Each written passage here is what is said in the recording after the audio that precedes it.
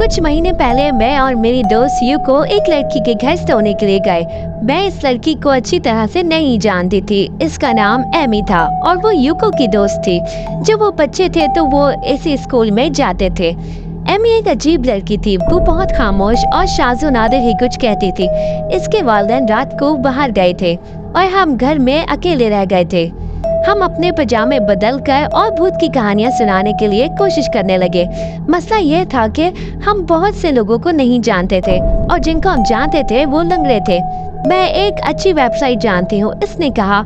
इसने अपने लैपटॉप को खोला और बुकमार्क्स में से एक पर क्लिक किया। हम इसके इर्द गिर्द जमा हुए और वेबसाइट को देखा।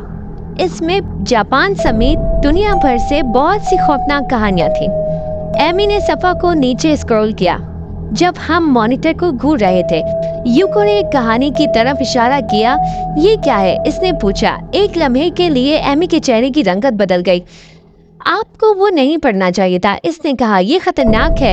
ये पूरी वेबसाइट खौफनाक है। मैंने कहा, क्या ये बच्चों के लिए होनी चाहिए? यूको से पूछा। नहीं, एमी ने संजीदा लहजे में जवाब दिया। ये यकीनी तौर पर बच्चों के लिए नहीं है। कुछ कहानियाँ और गेम्स वाकई खतरनाक होते हैं। इस तरह इसने एक कहानी के लिंक पर क्लिक किया। ये बहुत अजीब लग रहा था। लंबे स्याह बालों वाली एक औरत की तस्वीर थी, लेकिन इसका चेहरा परेशान कुन था। इसे देखकर मैं बीमार हो गया। मतन में कहा गया था, जिस शख्स ने ये कहानी लिखी है वो इंसान नहीं है। एमी ने कहा, आपको ये कहानी नहीं सुननी चाहिए। यूको ने जवाब दिया, हाँ चलो सोने चलते हैं। मैंने कहा, मुझे इस साइट के बारे में एक अजीब सा एहसास था।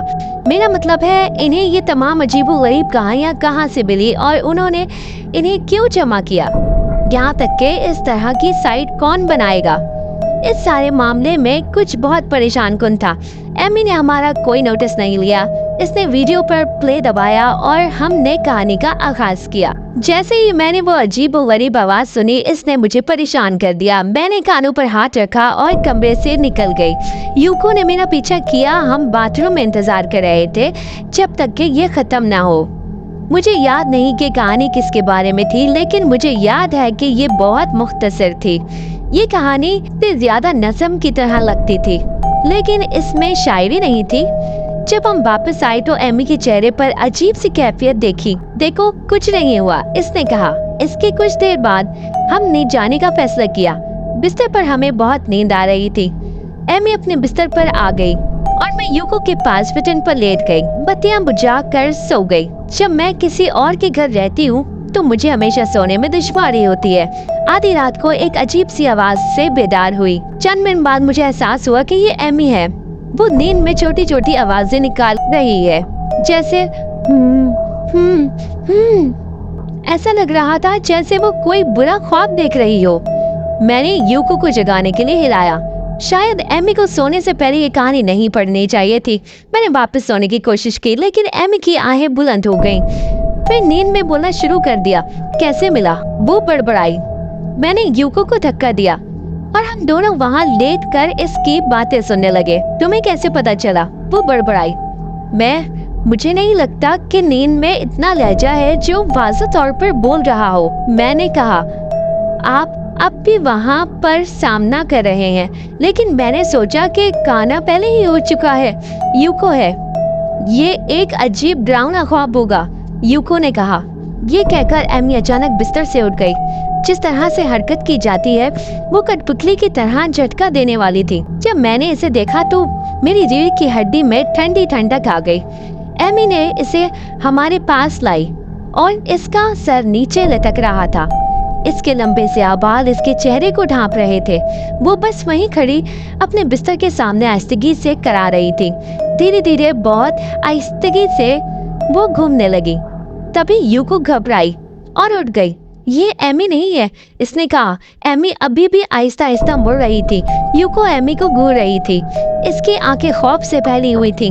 मैं देखना नहीं चाहती थी, लेकिन मैं पीछे नहीं हट सकती थी। मैं बेकाबू होकर कांप रही थी। मध्यम रोशनी में मैं एमी का चेहरा बना सकती थी। जब वो मुड़ी थी, ये एमी का चेहरा नहीं था, लेकिन किसी तरह ऐसा नहीं था। इसकी जिल्द पीली पड़ गई थी और इसकी आंखें गैर मामूली तौर पर बाहर निकल गई थी। इसका मुंह बिगड़ा हुआ था और एक बदमिजाजी में मुड़ा हुआ था। ये एमी नहीं थी। ऐसा लग रहा था जैसे इसका चेहरा किसी और के चेहरे से मिल गया हो, जैसे कोई और एमी का ड्रामा कर रहा हो, ऐसी आवाज में जो सुनाई नहीं दे रही थी। इंसान इससे सरगोशी की। मैं जानती हूँ कि कैसे, मुझे याद नहीं कि इसके बाद क्या हुआ। मेरे ख्याल में यूको और मैं पास आउट हो गए थे। जब मैं बेदार हुई तो सुबह हो चुकी थी। यूको फिटन पर लेटी हुई थी, लेकिन बिस्तर पर सिर्फ पैजामे का एक जोड़ा पड़ा था। एमी का कहीं नामो निशान नहीं था। हम नीचे चले गए, लेकिन घर खाली था। हम वाकई बेचैन थे और रात के वाकयात हमारे जहनों में ताज़ा थे। यूको और मैंने अपना बैग पकड़ा और जितनी जल्दी हो सका वहाँ से निकल गए। हमने एमी को इसके मोबाइल पर कॉल करने की कोशिश की, लेकिन वो हद से बाहर था।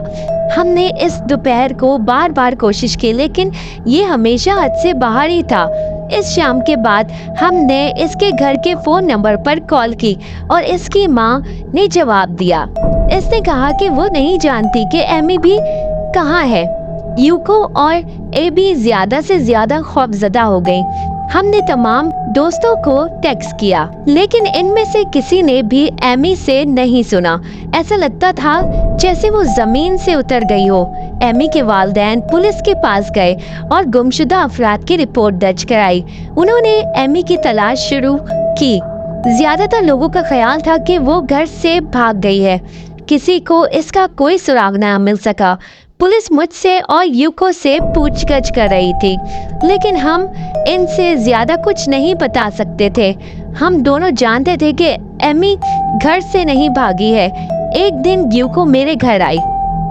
हमने अपने लैपटॉप पर आकर इंटरनेट पर इस खौफनाक वेबसाइट को तलाश किया जो एमी पढ़ रही थी।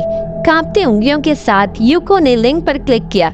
स्क्रीन पर एक नोटिस आया। ये कहानी हटा दी गई है। इसमें लिखा है, इस खौफनाक कहानी को तलाश करने की कोशिश ना करें, ये बहुत खतरनाक है। हमने साइट के जरिए तलाश किया, लेकिन हमें ये नहीं मिला। तब से मुझे सोने में दुश्वारी हो रही थी। मुझे डर लगता है कि जब मैं जागूंगी मैं अब यहाँ नहीं रहूंगी।